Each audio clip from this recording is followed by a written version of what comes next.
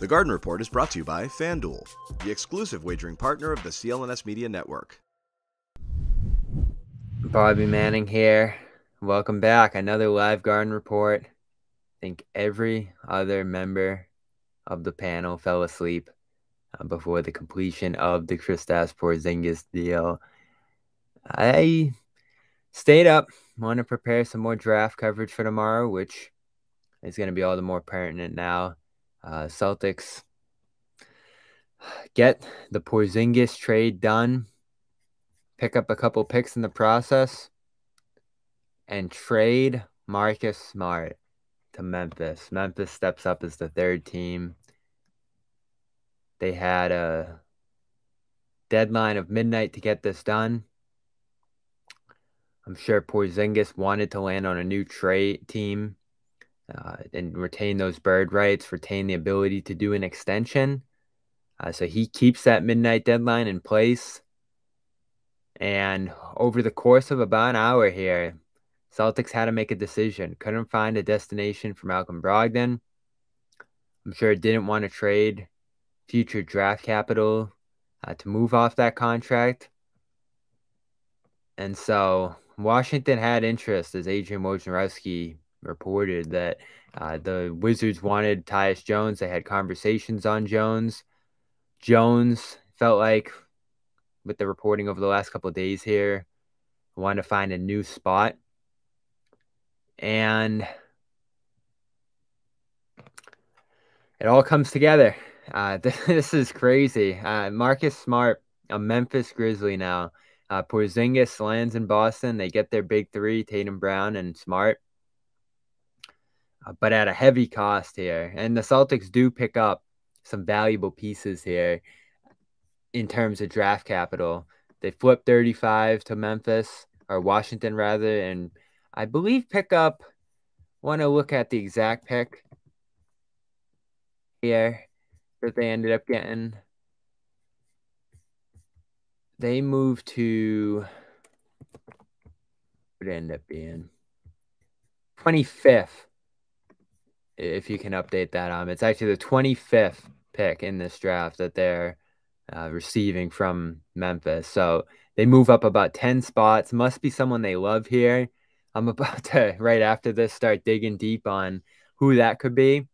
Obviously, the guys I was eyeing at 35 are a little different from what's going to be there at 35. But let's start with Smart. An all-timer. An all-time divisive Celtics, certainly. And many, year in and year out, wanted to see him potentially move somewhere. Blame game often after tough losses went on Smart. Shot selection infuriated fans in certain moments. And I think at times he probably rubbed shoulders the wrong way with teammates, the organization. I still look back at that Philadelphia series when he said, Joe's getting killed, and rightfully so. He spoke his mind at every turn. New customers get a no-sweat first bet up to $1,000. That's bonus bets back if your first bet doesn't win. Never held back. Intense personality. Seemed to anoint himself the leader of this group at times, for better and for worse. Sometimes think it went over well. Sometimes I don't think it went over as well. But the Celtics stuck with him every step of the way up until now. And why? A couple things make this tough to swallow for me. Number one, we mentioned it earlier. We did a live show earlier on the Porzingis fit. I think we pretty much hit on everything on that front. It's a sensational fit defensively. You're going to be able to play big now. I think you're almost certainly bringing Brogdon off the bench still here, but we'll see. Your best defensive lineup, your best starting lineup, I think, is going to be that double big combination of Horford and Porzingis.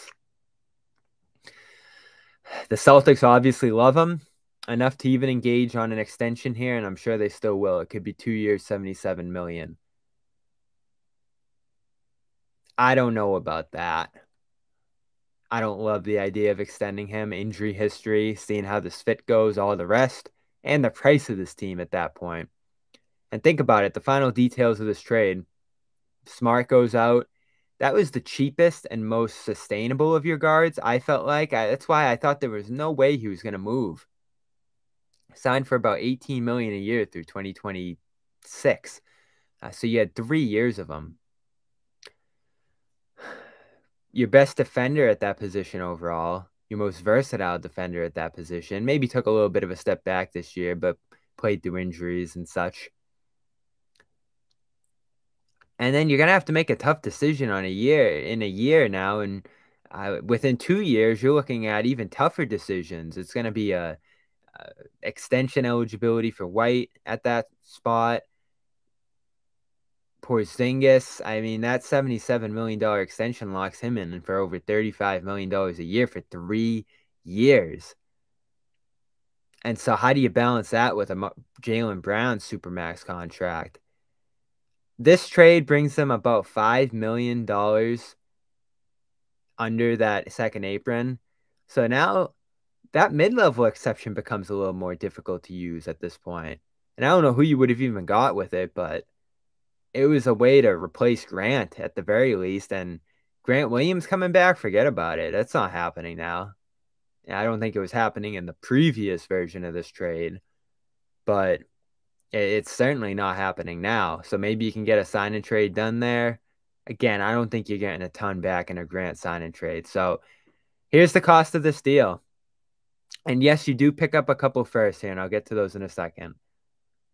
Marcus Smart, Mike Muscala, and Gallinari go to Washington. I'm sure that's not killing anybody, but a couple of rotation guys you're sending out potentially who could have been in line to steal some back-end minutes there, but they played the same position as Porzingis is coming in at, so neither here nor there. You send out 35, so you're only moving up 10 spots. You're not just picking up an extra pick here in this draft. And what's the other piece going out here? It's theoretically... Oh, well, Brogdon's staying in this case. That's the other thing. So, yes, he's staying here. So, you give up quite a bit here to get a couple picks. We'll see who they draft. Porzingis comes in here with a couple other centers, so that center spot's a little more packed now.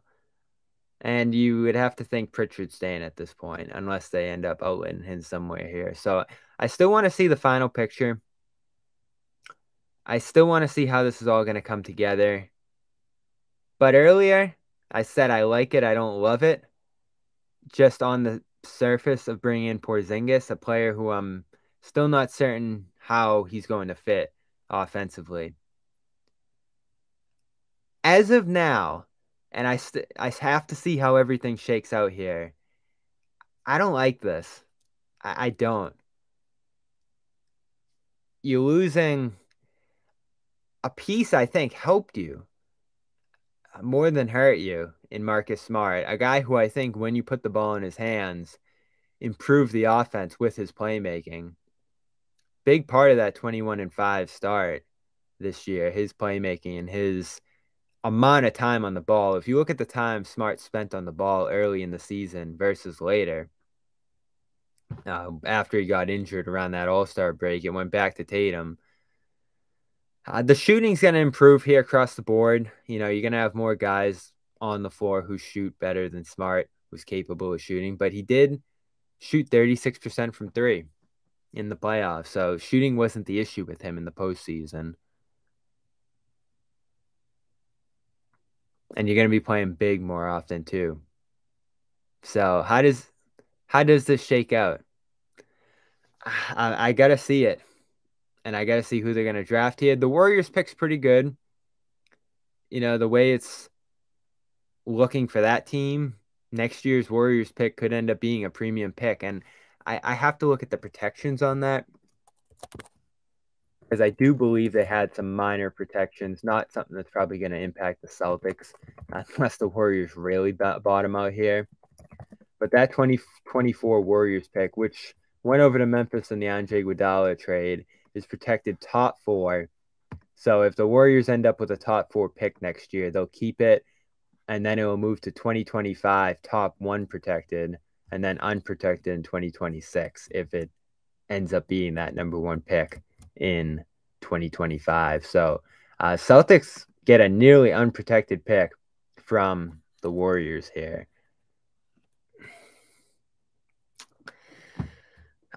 I get it. And Woj was pointing at the CBA.